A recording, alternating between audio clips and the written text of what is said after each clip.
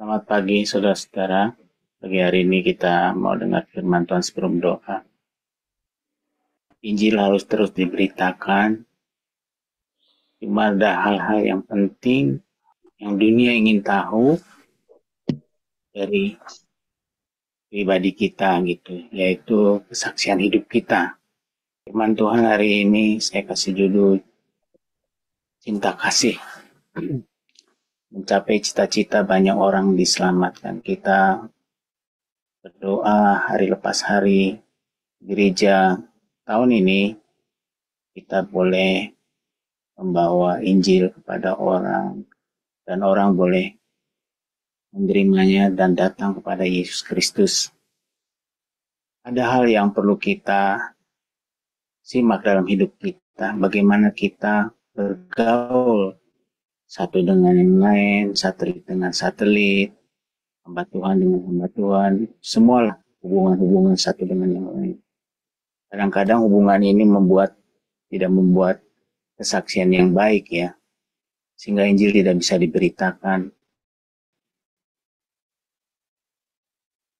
Inti pembicaraan pada pagi hari ini bagaimana di rumah kita boleh ada banyak saudara kita datang kepada Kristus karena mereka melihat Injil yang dihidupi adalah luar biasa. Orang Kristen punya filsafat hidup, cinta kasih.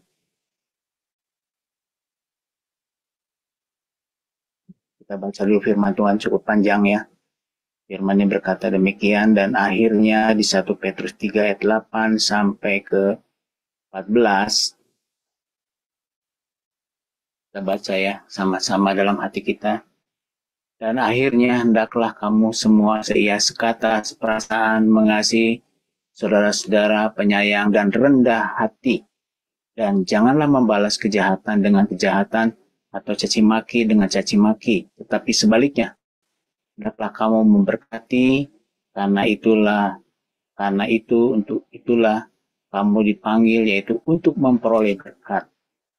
Firman Tuhan hari ini mengajarkan kita tentang hubungan-hubungan. Bagaimana saudara dan saya dengan orang lain, dengan semua anak-anak Tuhan, di rumah, di tetangga, di gereja, di komsel, di semua.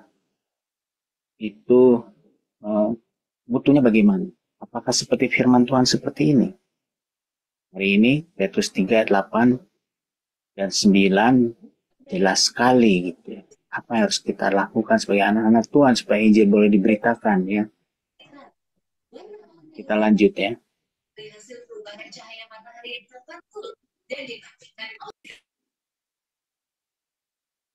Ayat 10 dan 11 berkata, siapa yang mau mencintai hidup dan mau melihat hari-hari baik, ia harus menjaga lidahnya terhadap yang jahat dan bibirnya terhadap ucapan-ucapan yang menipu. Ia harus menjauhi yang jahat dan melakukan yang baik. Ia harus mencari pendamaian dan berusaha mendapatkannya. Arahannya jelas dari firman Tuhan, supaya kita membangun hubungan yang baik sesama kita.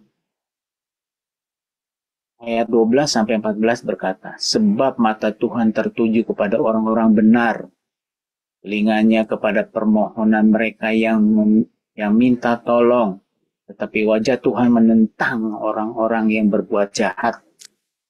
Dan siapa yang akan berbuat jahat terhadap kamu jika kamu rajin berbuat baik?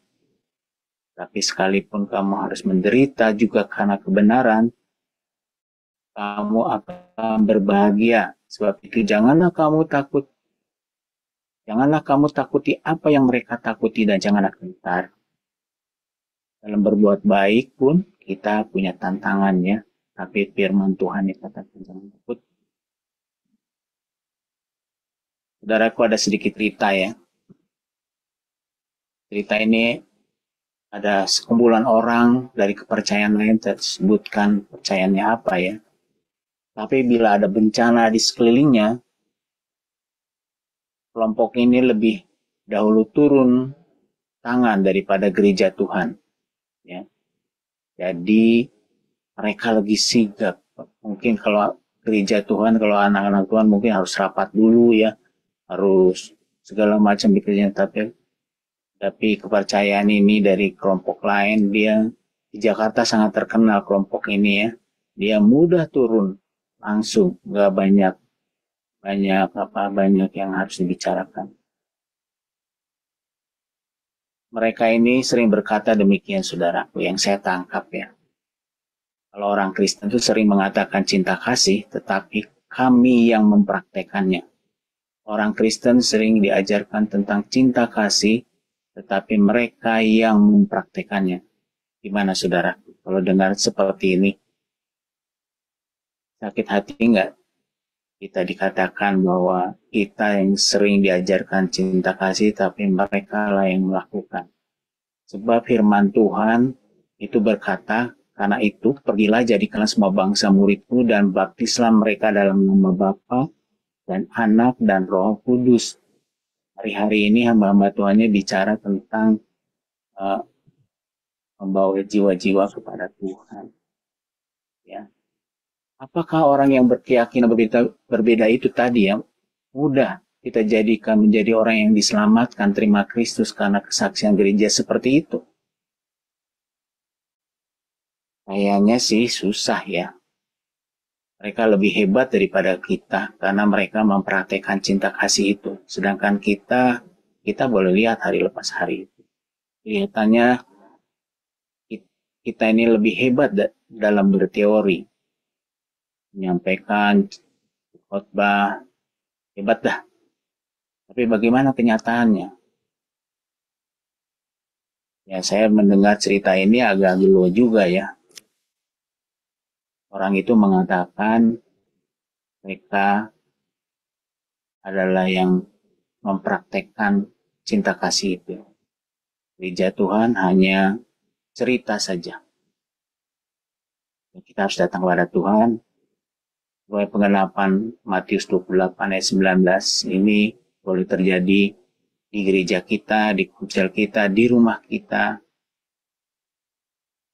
Orang Kristen yang kita lihat tidak seperti itu ya. Tidak yang seperti kata firman Tuhan. Dalam hidup sehari-harinya, tidak sehati sepikir, ada aja perbedaannya yang tidak membangun. Tidak seperasaan, tidak penyayang, tidak rendah hati, tidak menjaga lidahnya, tidak melakukan yang baik, tidak mencari kedamaian, dan tidak berusaha untuk mendapatkannya. Ini yang terjadi, saudara. Kita harus bertobat.